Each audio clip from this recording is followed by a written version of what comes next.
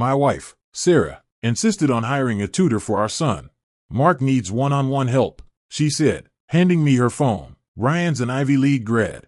The man in the photo was blonde, blue-eyed, his teeth blindingly white. The tutor came every Tuesday and Thursday evening, 2 hours each time.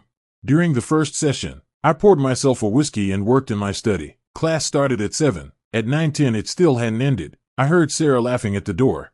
"See you next week, Ryan." Her voice was light. The second time, Sarah sent Mark to a friend's house at 7. "Let him relax a bit," she said. I stood by the upstairs window, watching Ryan's car, a gray Tesla. He rang the doorbell at 7:05. He left at 9:35. The lessons were getting longer. Things around the house began to shift. The gray cashmere throw on the couch was never where it belonged. 2 empty water glasses would appear on the coffee table. My fountain pen migrated from the study to the kitchen island. Sarah started wearing a new perfume. "Do you like it?" she asked. "It's distinctive," I said.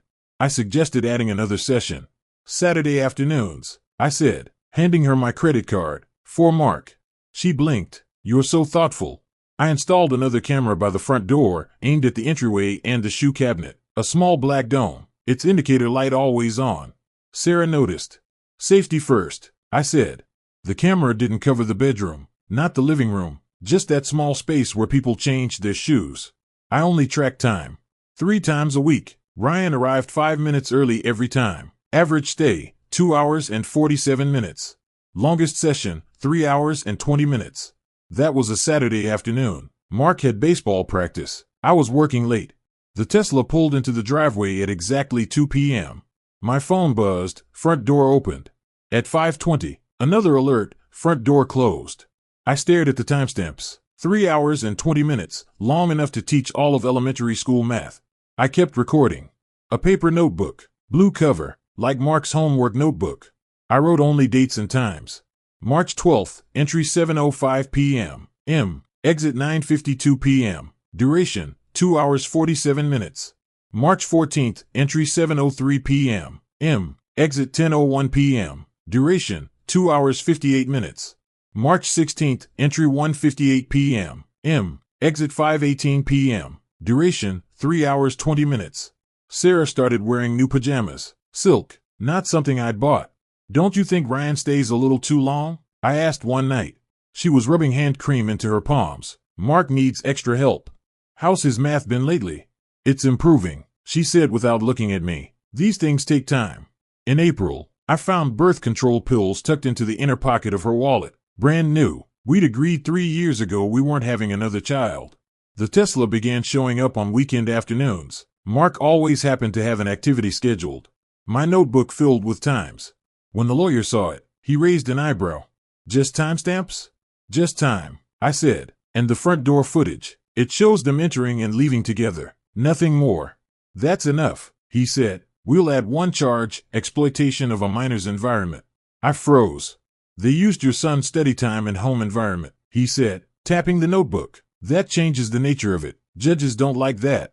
In court, Sarah's face was bloodless. My attorney presented the blue notebook. Projected on the screen, 7 full months of records. Neat as a train schedule. The defendant used the tutoring sessions of the plaintiff's minor son, Mark, to engage in a long-term inappropriate relationship inside a child's home. The attorney said evenly, "This is not only marital infidelity, but a fundamental abuse of parental responsibility, turning a child's learning space into a private meeting ground." Ryan stammered on the witness stand. Sarah cried. The judge was a silver-haired woman. The look she gave Sarah was cold. When a parent repurposes a child's educational time for an illicit relationship, it constitutes a profound breach of custodial duty.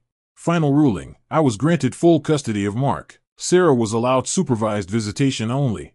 On moving day, Mark clutched his baseball glove. "Why can't Mom live with me anymore?" he asked. I crouched down. Outside, the moving truck was being loaded. The new house had no record of a gray Tesla in its driveway. "Remember this, son." I pointed to the math workbook in his hands. "Schoolwork can be fake." I picked up the blue notebook and dropped it into a box. "Leaving is what's real." Mark nodded, not quite understanding. I closed the door on the empty old house. The camera was still hanging by the entrance. Its red indicator light glowed in the dim hallway, like an eye that couldn't speak. It never needed to capture a single image. Time had already told the whole story.